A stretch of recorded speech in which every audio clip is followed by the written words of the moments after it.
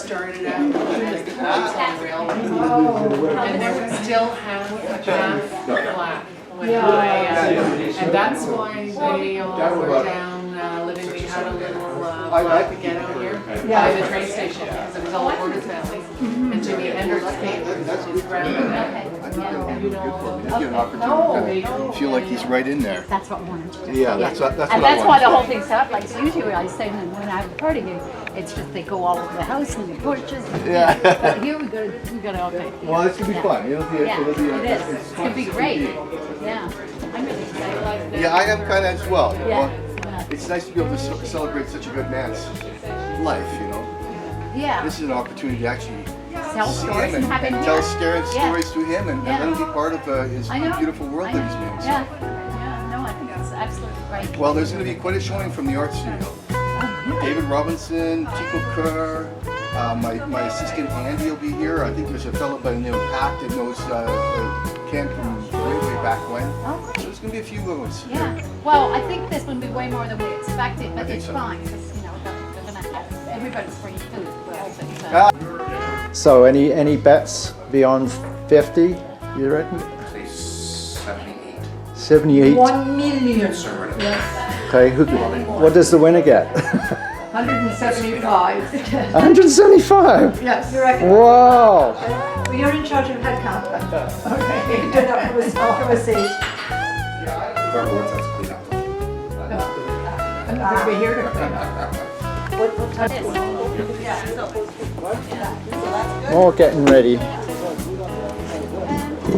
just to cut down the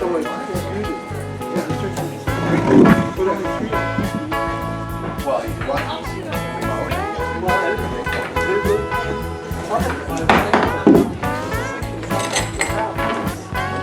Have an election pending, so I want you to this is suspend, believe and believe me. All right. We are, why go backwards? That's the other opposition's job. Ours is always to go forward. What is the price of gas, I hear you call? Well, you've only got, it's difficult getting up from there. Cut the bullshit and get your ass on that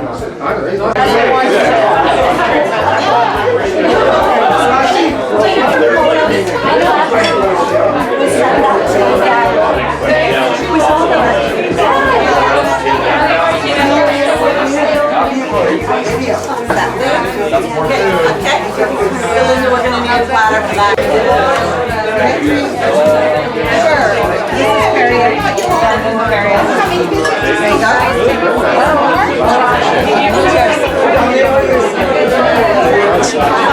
It's turning into a kitchen party.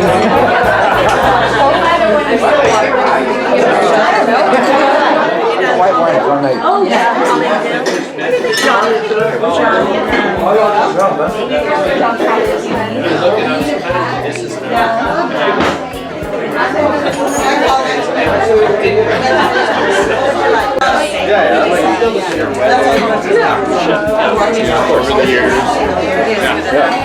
Are you the bartender?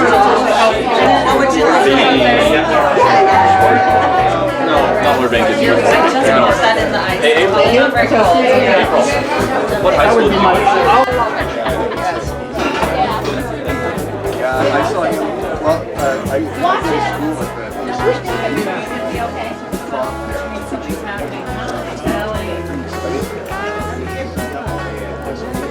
You waving to me, Colin? Yes, darling. Hello.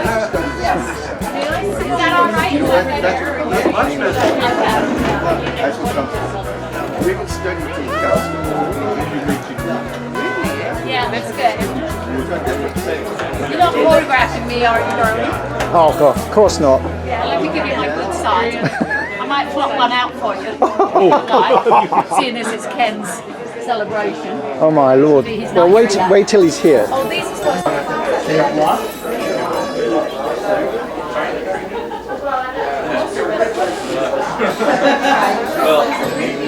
He will be big shots. Hi, chaps. Hi. Hi.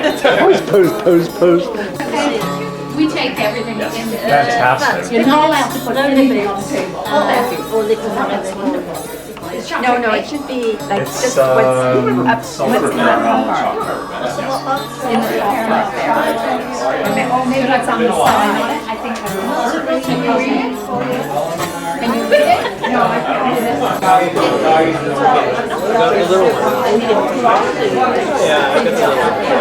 I want to do it with some of my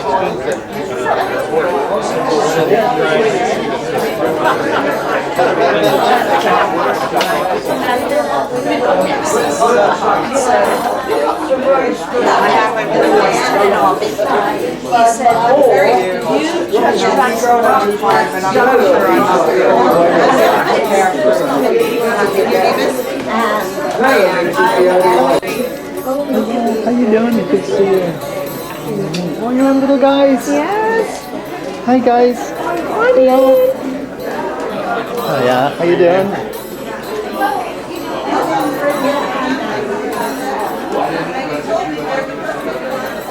I'm just gonna like. I have a job.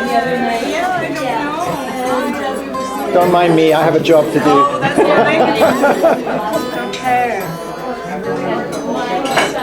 Alright, we'll take this. Well, it's quite the spread. And what about,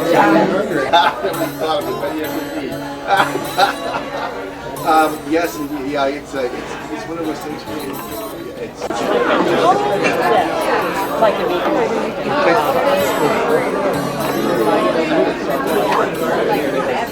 Yeah, but ours is a big extension. Sorry. Oh, there we go.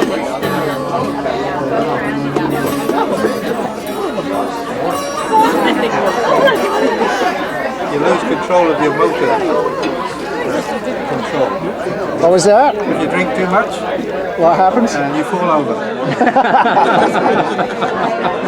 You lose your motor control. Sounds like fun. Yeah, it is. That's enough. Oh, it's a shame you missed it. It's all right. Yeah. Yeah. I know. That's okay. A little bit. Yeah. That's it, Ken. You can't have any more.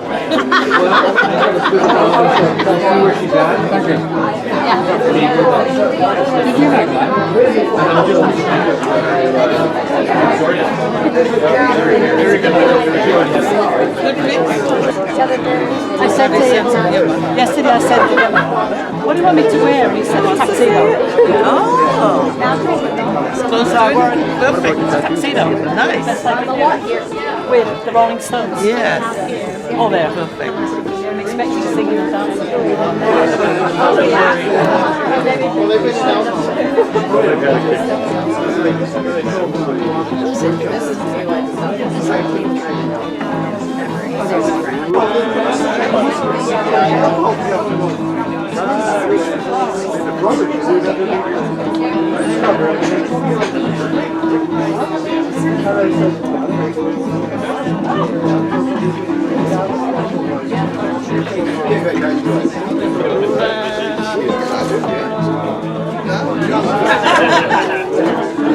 I think I will be, I think, at Mark's. Look around in the background. This is purely impromptu. So, I'm Mark's, I just met now. Yeah, you're in a band again. Well, I'll make it something.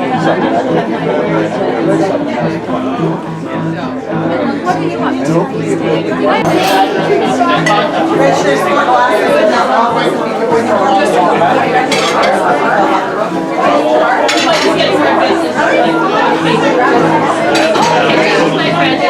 But you haven't fallen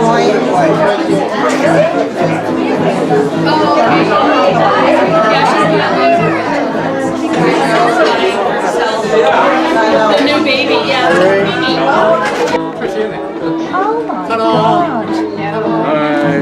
God, how many times you call this? Yeah, sorry about that. Good to see you. Perfect timing. Your cooler? Oh yeah, out here. Yeah. whole different story out here than it is out the back. Yeah, yeah. Always, that's really Oh, weird. is that where you were to start with? Yeah, You get Okay. air conditioning. it's nice. There's a few rooms, you got 2 rooms. Yeah, all that, actually, is updated. Well, they've got entertainment for you there, Ken. They've got women in swimming pools. You can't see it. They push you in such positions you can't see it. No, He's trying to see it. Everlasting exercise. it's supposed to make you feel cooler. Could be. That's a good point.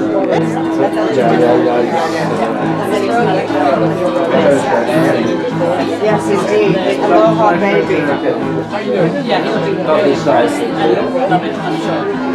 Oh my gosh! Indeed, aloha, baby.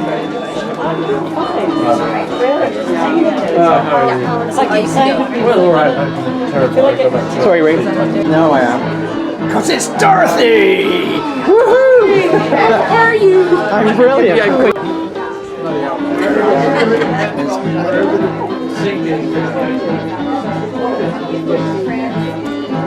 A few weeks ago. That's the one coming up. That's fantastic.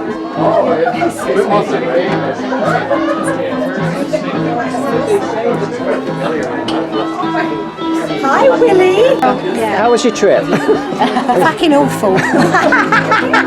Hello, darling. Hello. I'm being my usual classy self. I wouldn't expect anything else.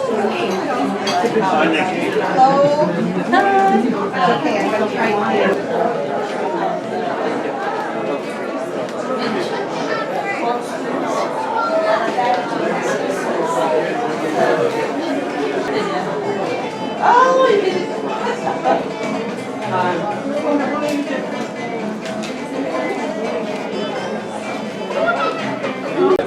You getting lots of tape? Oh, I think so. So far, it's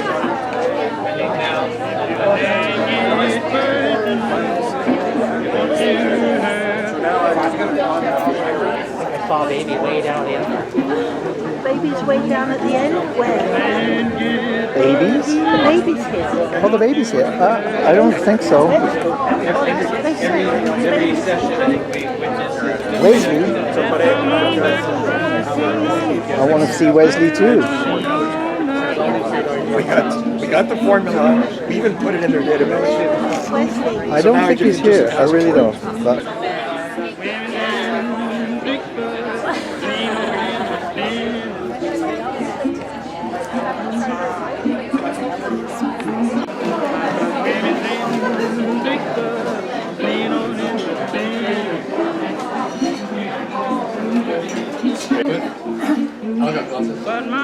That's better. Seems a bit dark. We've all got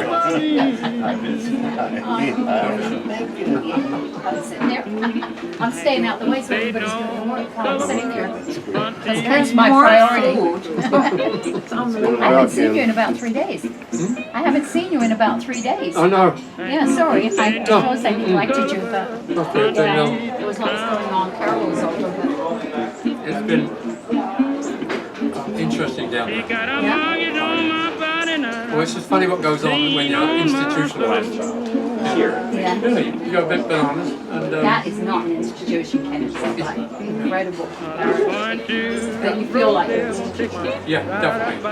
And the one that I guess the thing that really gets you is after a while, your entire body, without telling you, decides that it's not going to function very effectively, meaning you're not going to go to sleep at all. And you can take pills, and I did. But last night you didn't sleep. Oh, for Christ's sake, it's like we're at the beginning of it, remember? Oh yeah, that started there, Yeah. and then I went through it and got it to the point where I got sleeping, and that was great. And then he said, okay, I'm now sleeping, so let's back off on that pill. Oh, but you're probably taking too many steroids. It's like they don't give you steroids.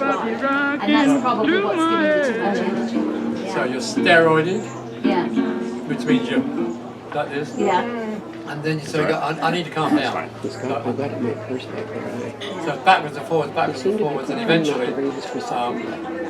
I'm not sure quite where I am right now. What about marijuana? I don't even know where I am right now, and I'm in my own bloody house. Okay, except. So how you been? Still alive. Pretty good. Excellent. Yeah. Can you see old Kenny? Yeah, come see the man. Is Rod here? Well, that's because I don't know if he is. I'll take the wander through. Yeah, have a look and see. Yeah. saving forever, even though whatever that means. I'm saving this way forever.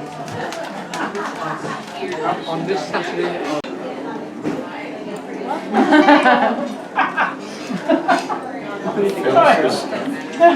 What I did on my holidays. Look at my flobbly arms. Isn't that disgusting? They're not like that anymore. Don't you dare.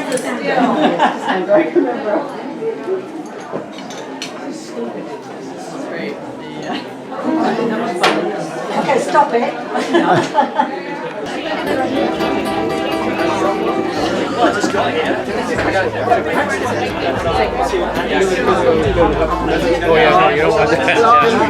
When we first divide it, because they're the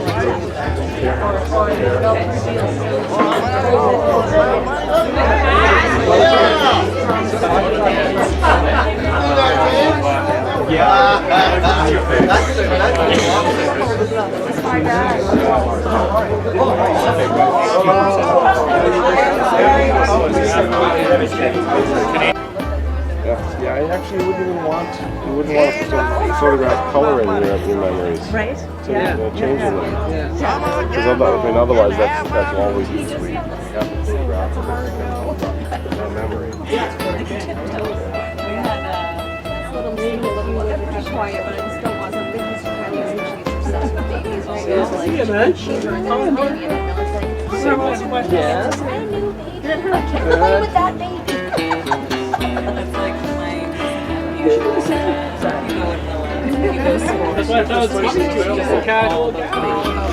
and then so she was like climbing around. Yeah, this So cute.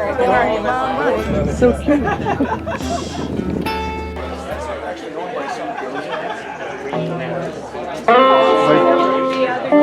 They're kind of billionaires.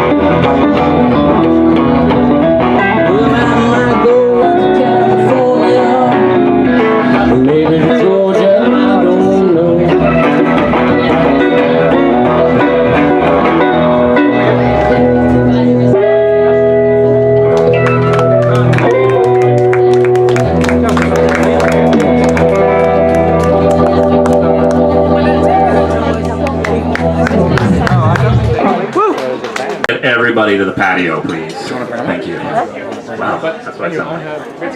Yeah. I'm not here and I've got 2 in me already. Well, that's gonna be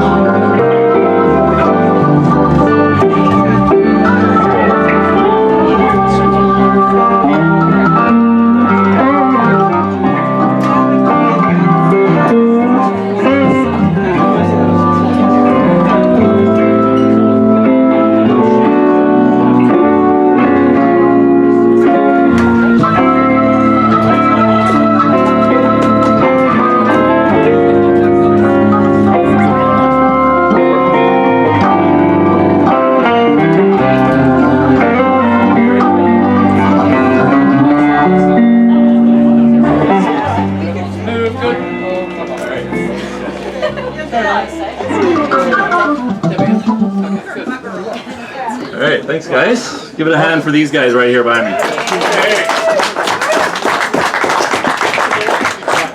Alright, first and foremost, can you guys hear me okay? Perfect. Awesome. Great. So on behalf of myself, mom and dad, thank you guys so much for coming out. It's huge for us right now, and it's amazing to see the amount of people that the impact that the amount of people that my dad's had impact on, and yeah. So thank you so much for being here. Thank you.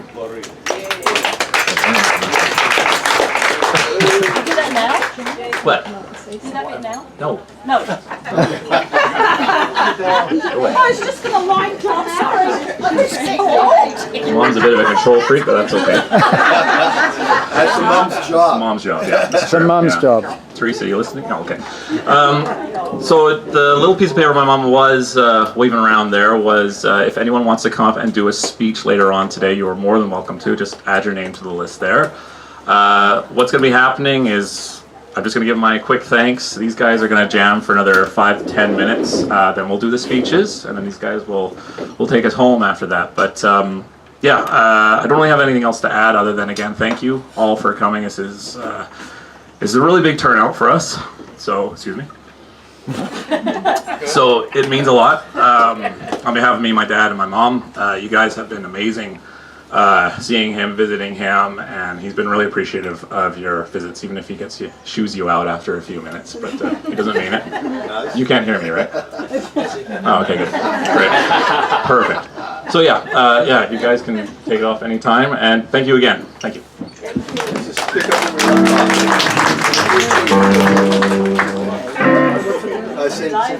Oh, okay.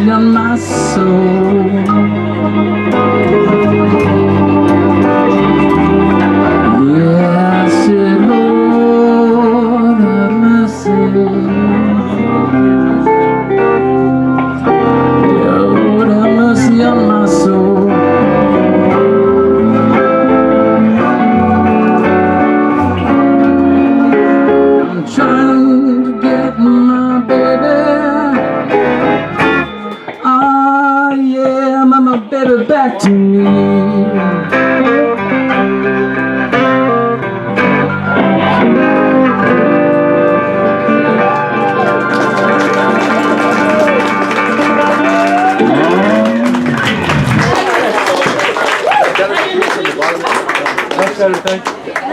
All right, give it up to these guys one more time. All right, so we're gonna get started with the speeches right now. Ken, can we have your attention? Ken and I have been friends since the very first evening that Ken and his lovely wife Carol arrived in Vancouver. That was back in 1970. They were invited to a gathering by Sylvia Skeldon, whom they met on the plane. This was the beginning of a long friendship.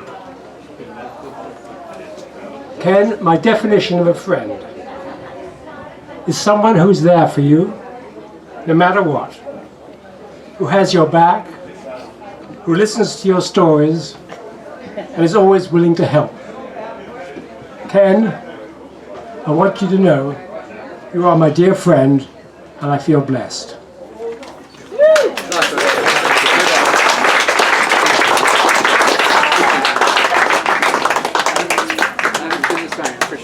Thank you, David. Thank you. Up next, we've got Ruth Jones. Come on down. This is Scooper. I'm speaking for him too. I'm Ruth. It's beautiful to see you all. I came along in Carol and Ken's life later. Sylvia had helped them get established, and then they became patrons to me as I arrived in Vancouver, and were very, very generous. Ken, I can't thank you enough for all of the beautiful dinners, the advice during very hard times, the jokes, the laughter that we've shared, the ironic sense of humor.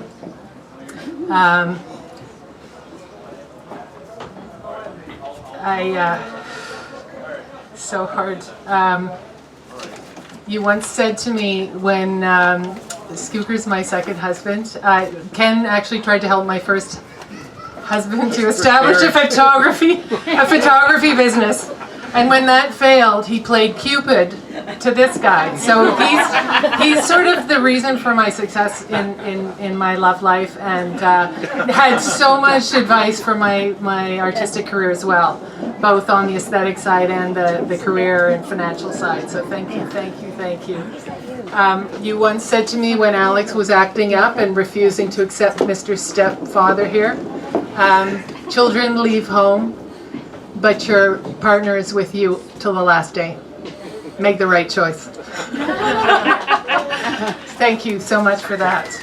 I like to think of you as my favorite existentialist, because I was raised by a couple of Victorian Anglicans. And it was a long road, but in the end you convinced me that the meaning of life is life itself. And everything you've ever done has represented that. And this huge gathering of people who love you, the most talented people in Vancouver are here. They all love you and admire you, and we're very, very blessed to be your friends. Thank you.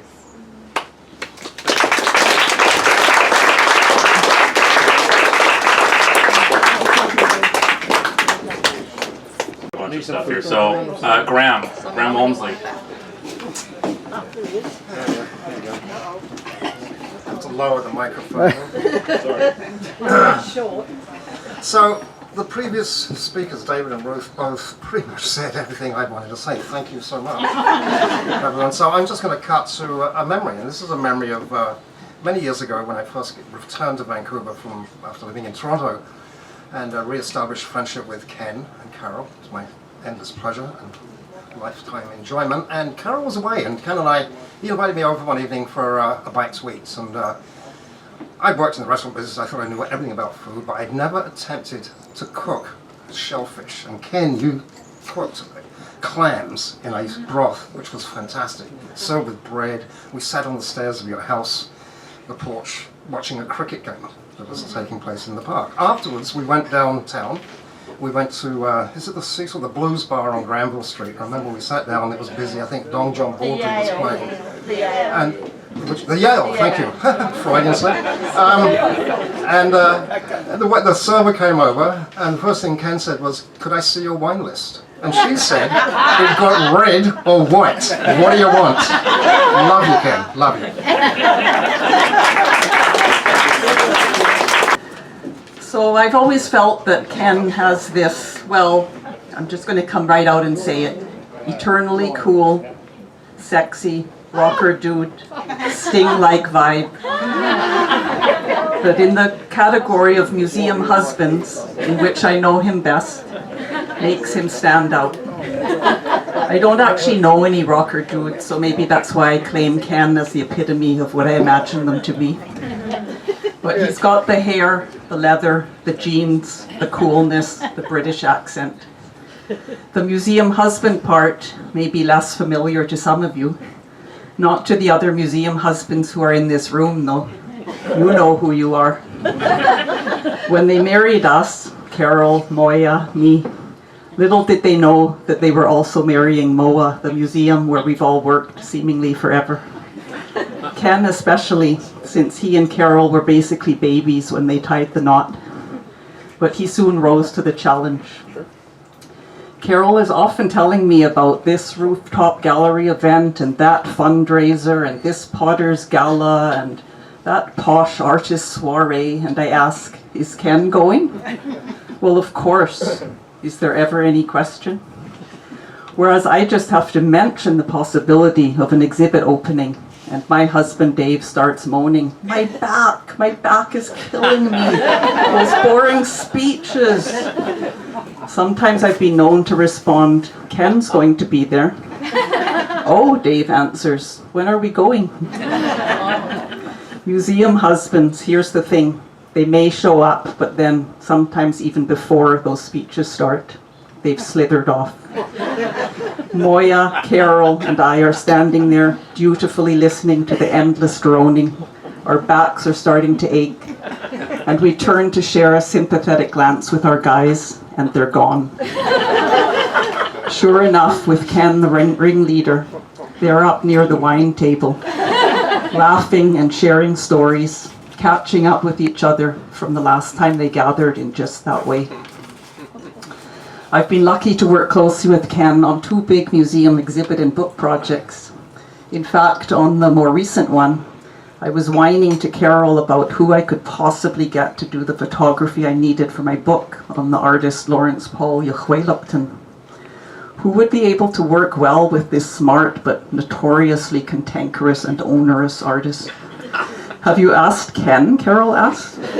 Of course I knew that Ken was the guy who could best capture great images of those monumental scale canvases. But I was a bit worried. A lot would have to be photographed in the artist studio. Here's an artist who took a World War II rifle to England to literally shoot copies of the Indian Act and then mail them to the Queen. And who paints works with titles like, I'm having a bad colonial day. I knew that Ken had the cool dude vibe, but I wasn't so sure how this white guy with an English accent would be received, as he'd haul his lights and ladders and equipment into the artist studio and invade this sacred space. How did it go? I asked Ken after the first day of photography. Well, you know his laugh. No problem. He had the guy wrapped around his finger. He knows the tricks. And that brilliant portrait shot he took of Jochway-Lupton, glaring in defiance as he posed for the camera, I'm pretty sure that just before and right after, they were sharing a good laugh. Our book won an award that year, due in no small part to Ken's magic with both the shudder and the charm. I don't think that Ken ever learned how to pronounce the artist's name, but I'm going to bestow on him another honorific title. No chance. Jochway-Lupton Whisperer. Yeah, I know, he rocks that one too. Here's to you, Ken. Thank you.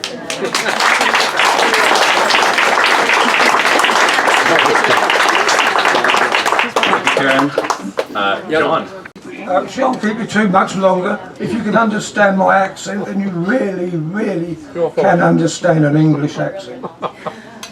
I'd just like to say my name's John Abbott, and I came here in 1972 to Kitsilano, and Ken and his lovely wife Carol have been very good friends to me. And I always remember then, long ago, when it was Kitsilano, when young men about business wore blouses and beads, flared trousers, and hair hung over their necks. And now they've grown up with shorter hair and are properly dressed as far as I'm concerned. And of course, they've long ago got rid of the hippies in Kitsilano. They don't even live in Kitsilano. They live in Lower Shaughnessy. And in spite of my ghastly accent, I'm a proud Canadian citizen. I've been here since 1972, and I love the place, and I love you, Ken, and much lesser, Carol. Ken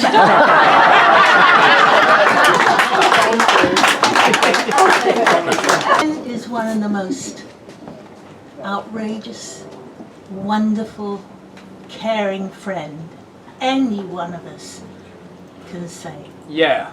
Yeah. Modest as well. I got marvellously pregnant with my daughter April, who's here. And Ken, bless his heart, turned up at the house with me holding my screaming baby, took her out of my arms, laid her on the floor, still wonderfully screaming her head off, and me in absolute horror going, what's he going to do? And he came with camera. Click, click, click, click, click, click, click. And the kids sort of go, and he's been a phenomenal friend. I bought my first home, which I saved up for, it seemed forever. And Ken and Carol signed so that I could actually get a mortgage. Who does that? Not many people, let me tell you.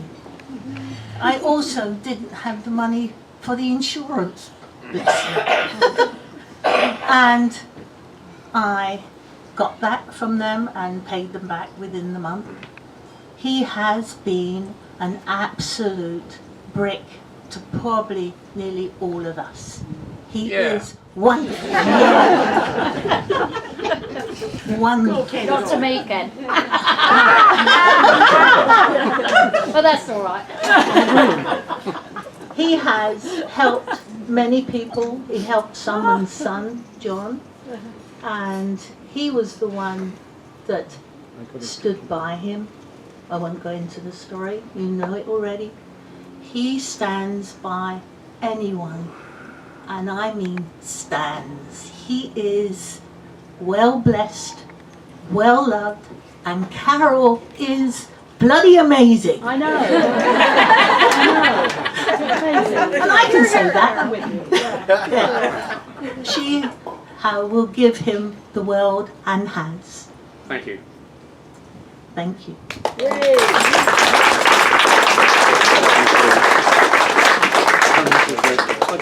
I'm just en route between Hawaii and England. It happens to coincide with this occasion. And the mention earlier about laughing and sense of humour. Talking to the mic. Oh, you can't hear me, Yeah, right? sure. Thought I could project. Sure. First met Carol in 1974. We did the same course in Cambridge together, and then of course I met Ken. And in 1976, I spent Christmas here, and I think I have never laughed so much in my life, and I remember that because Ken said, "I've got this record." This were the days of records, and it was Derek and Clive live, Peter Cook and Dudley Moore, and anyone who knows that, it just goes on. And in those days we were all so delicate, we weren't used to that sort of language. And I remember we spent like 48 hours non-stop laughing at that, and it's still in my memory. So, Ken, you've been the source of fantastic humour and love and all these things, so I just wanted to say that as a great memory, so thank you. Thank you, Stephen. Fijian. I'm the only white Fijian here. Actually, I do come from Fiji. I come from Naitasiri, which is close by. Anyway, Carol and what's your name again? Ken, yes. Carol and Ken joined the Fijian community some 20 years back, I believe, somewhere around there. And they've joined us on all the occasions we've had.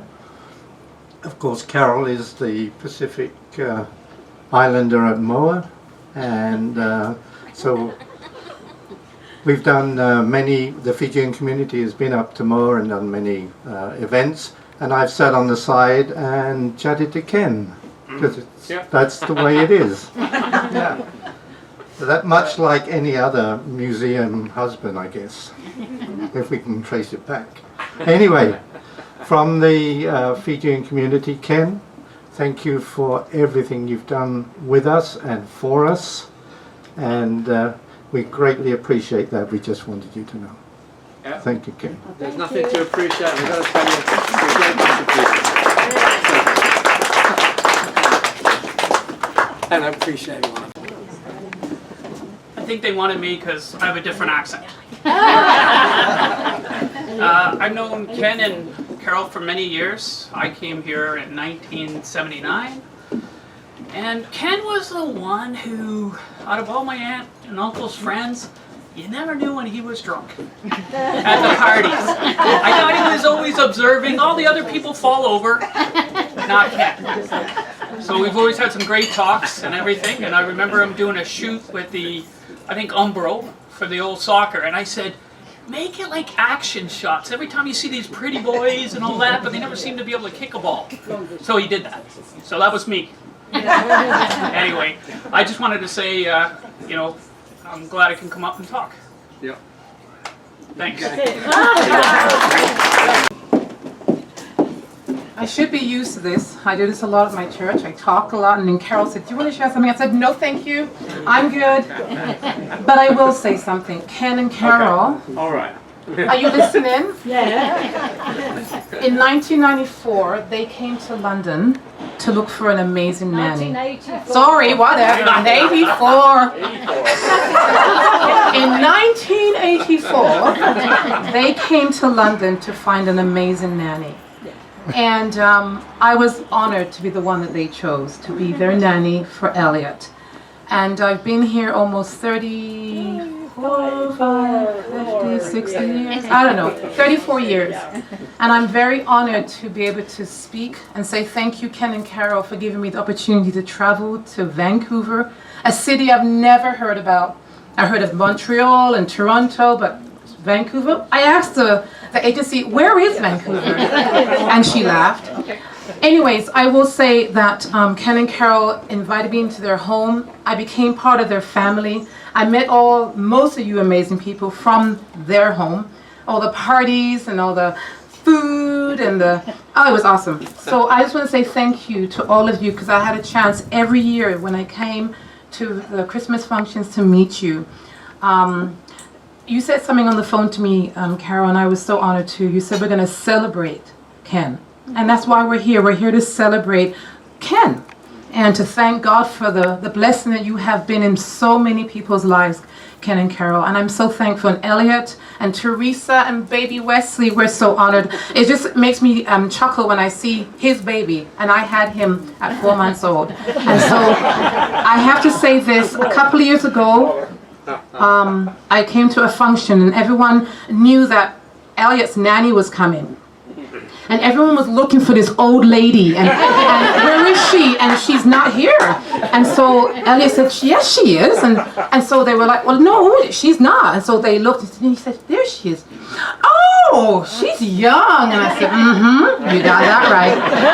So I am honored, Elliot and Carol and Ken and my husband, Ken and Carol. Actually, Carol didn't get a chance to come to my wedding, but Ken came with Elliot, and it was no, Elliot wasn't there. You came with somebody, I don't know who it was. Oh! It wasn't a woman, it wasn't a woman, it wasn't a woman. Not a baby. Elliot, were you there? Just say yes. Okay. They came to our wedding. They couldn't come to our first child that was born, there was Matthew, but they came and supported us, and we've always been able to come and support what you guys do. So thank you. For all that you have done. You're an amazing couple. You are so amazing. So thank you very much to all of you. Thank you.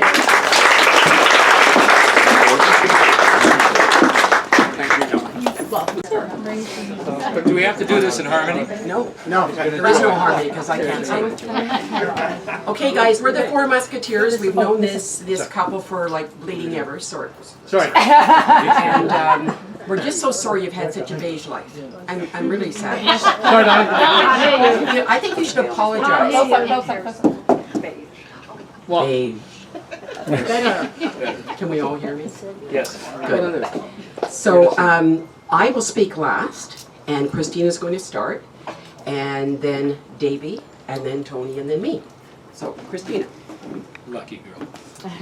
Yes, thank you. So, I guess I first met Ken and Colin when I aspired to be a food stylist. And it actually fell to Ken to take me out for lunch and say, darling, this career is not going to work for you.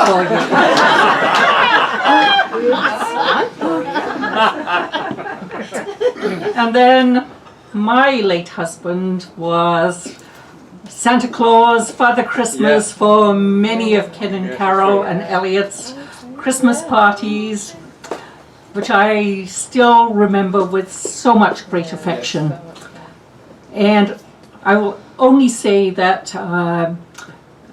so one of my colleagues said, we don't have a new photo of you. And I said, well, the only person who can take my photo is Ken, because otherwise I will be so frozen, but he won't make me laugh. And he did. And it's a great photo. And my thanks to Ken. I've loved you for a long, long time, 30 years. Carol, Elliot, Teresa, Wesley, all for the future. Lots of love. Yes. Thank you.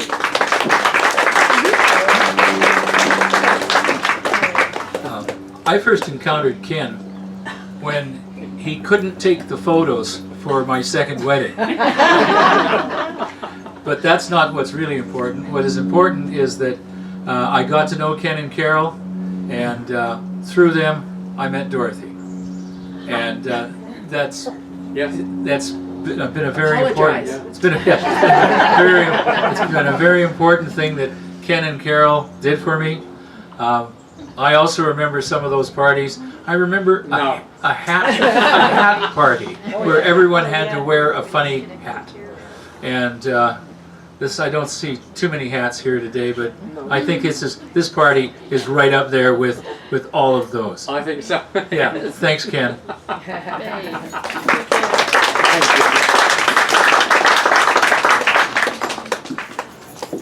I first met Ken and Carol when my partner was invited to one of their famous parties. And in the interim and the years that followed, they came to our place and we went to their place, and always getting an invitation to a dinner or a party at Ken and Carol's was a highlight.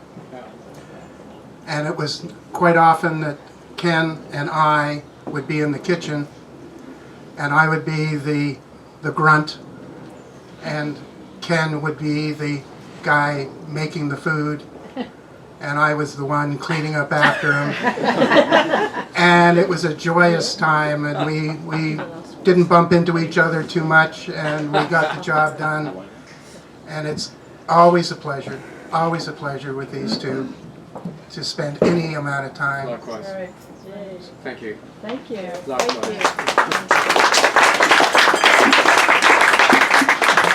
I'd really like to roast you, and you know that. Not that I can't. No.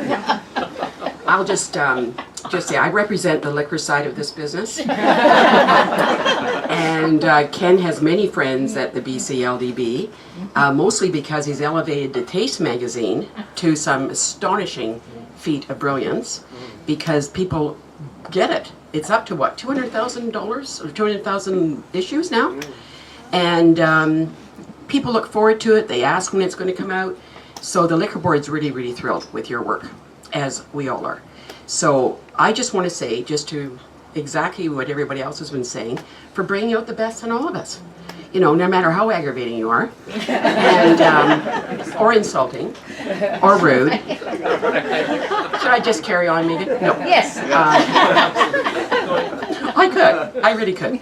Anyway, no, it's been an absolute joy for us to share all these parties, and you're the only couple that does it.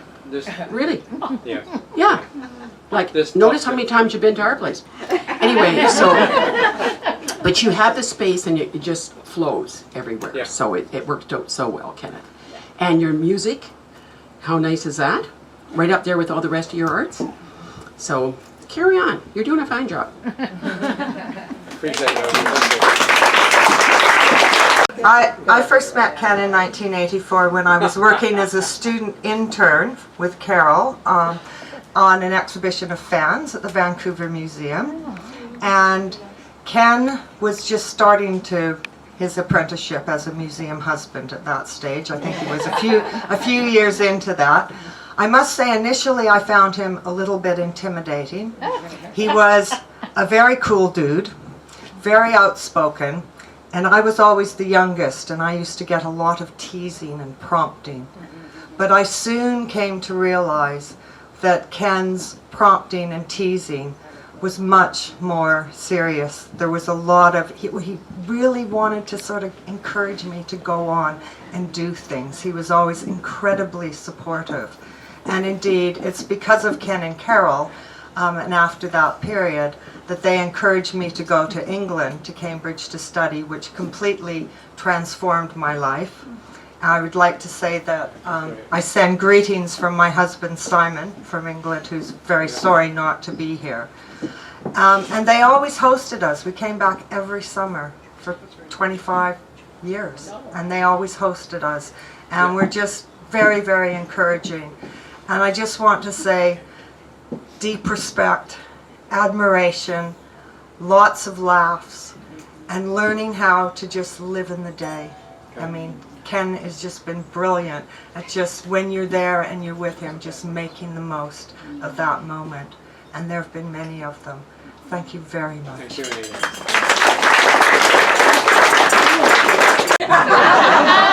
I had already checked him out, and I figured, yep, he looks good. And I used to wait at the corner of the effing street until he strolled out to fix his effing scooter, and then I would.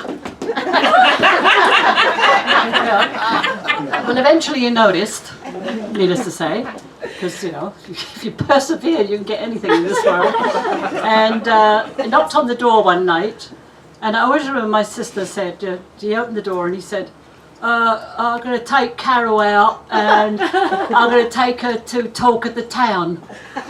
And I thought, ooh, that sounds cool. And then Jill says to me, you're going to marry that bloke? And I said, you can't be joking. You know, I mean, really, round the corner, you know. Anyway, I did marry that bloke. I had to get my dad's permission because I was underage, which actually explains why I look so much younger than he does. Just want to put that out there, just so as you know. And one day, we managed to, well, we got married, we moved to the suburbs, which was a disaster. It just like suburbs, no. And everybody around us had curtains and things, and it was clearly not going to happen. And so I wrote to Canada, the United States, Tasmania, and South Africa, and said, we are good immigrants. We were turned down by the United States because Ken had been a member of the Young Communist Party because he'd been on the Jarrow marches because he wanted to get laid and carry a guitar, if I recall. South Africa accepted us because they couldn't believe that two white people with white grandmothers would apply. Tasmania was just so stunned, I don't think they ever replied. Canada replied and said, sorry, you can't come because we've got a construction site. And at that time, Ken was in construction. So, and then out of the blue, the United States wrote and said, oh, okay, you can come. And then Canada wrote and said, okay, you can come. And so we chose to come to British Columbia because he had the word British in it. And we figured that they wouldn't be as bad to immigrants as other places. I'm not going to say we were totally moronic, but we weren't. Our idea of Canada was Mounties in serge suits, sidewalks, might be fair, that kind of thing. So we arrived, and as David said earlier, on the third seat of the plane was Sylvia. She could not believe it because we arrived and we held the plane up because our luggage was apparently overweight, and they were calling for Carol and Ken Mayer, and of course we had never heard of, we didn't know anything, we'd never flown, anyway. And eventually we got on the plane, she went, you're the ones. Have a gin and tonic. Well, by the time we landed in Vancouver, Sylvia and I were the absolute best of friends and totally bombed out of our minds. And she said, where are you staying? I knew. Okay. She said, I'll wait for you. And she waited, took us down to her then boyfriend's place, and in the door walked Mike and Megan, David and Sarah, absolutely on something we don't want to talk about. My false eyelashes were going, I think they're on drugs, I think they're on drugs. And they were. Anyway, they thought it was hilarious. It's so true. And they thought it was then hilarious that we would end up in a motel called the Colonial on Kingsway, where we went that night, and the following morning the phone rang. Now, you're in a foreign country, you don't know anybody, the phone rings, and it was Saul, Jerry's brother, who said, I know you're new in town, I'll drive you around. So off we went. And that was the beginning of friendships. And you do wonder in this world, don't you, that if you hadn't sat on that plane with that person sitting next to you, that all of you people that are here now, maybe we wouldn't know each other, but we do. So thank you for that. Thank you. No, thank you.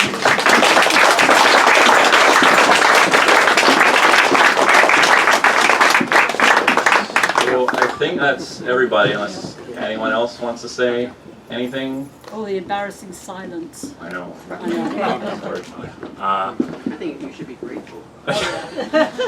There is one story that does come to my mind. Way back when I think I was 13 or 14, and I remember driving along. Well, Dad was driving, sitting in the passenger. I can't drive at 14. Don't drive at 14. Wesley, don't drive at 14. Anyway, and I remember I had had a few years in high school at this point, and some conversations had come up that piqued my interest. So I remember instantly I turned to my dad and I said, Dad, what's it like to smoke weed? And he turned and looked at me and he said, it's pretty good. It's not that bad. The reason I bring that up is because he didn't pull any punches. He doesn't pull any punches in his explanations, in his advice that he's given to me.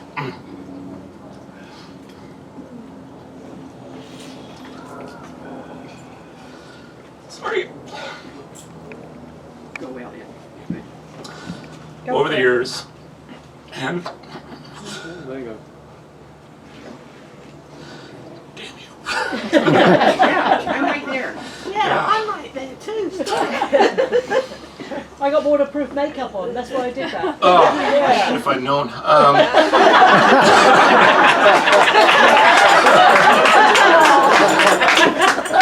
doubt. I was just saying, like, his advice was always very poignant. Something that I've always carried with me, whether it's about business, life, or family. Who to watch out for, or just anything in general. He was always honest. He was always truthful. And for that, I can't ask for a better dad.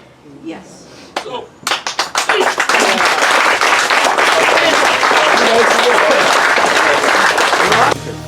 That's why I brought all this quadrophenia stuff for him, just to see. And look at this boy passed out in his bedroom. Oh my god. All the girl he picks up. This is the Who, the Quadrophenia? This is Quadrophenia, oh, yeah. Cool. Absolutely, oh marvellous. Look at that, just go back, look at that. And then look at that. Yep. No, that's all it. He's living it, pulling it together. That's fucking amazing. So this is it's a really good Vespa, isn't Vespa it? Piaggio, yeah. This is like one of the top of the line. It is a close, right? Well, it's interesting. It's a PX150, which is one of Vespa's last two-strokes that brought it to the North American market. Oh, okay, I see. So it's a two-stroke. So it is like the original old Quadrophenia Vespas, which were all two-strokes. Yeah. Everything now is four-stroke.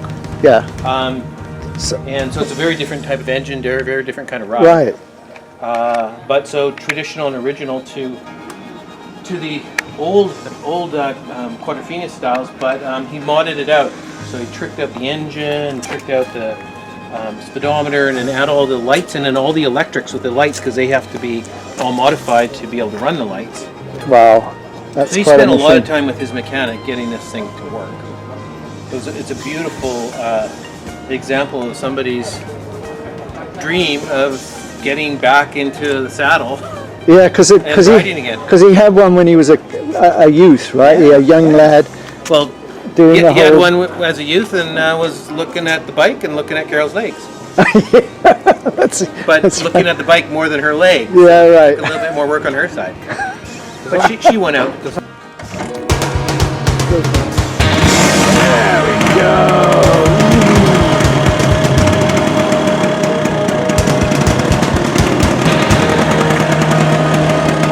Nice.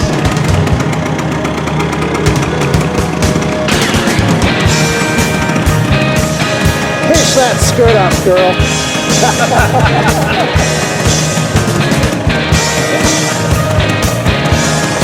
Hey, see you later. She's putting her helmet on. There we go. Now we're good. Now we're good.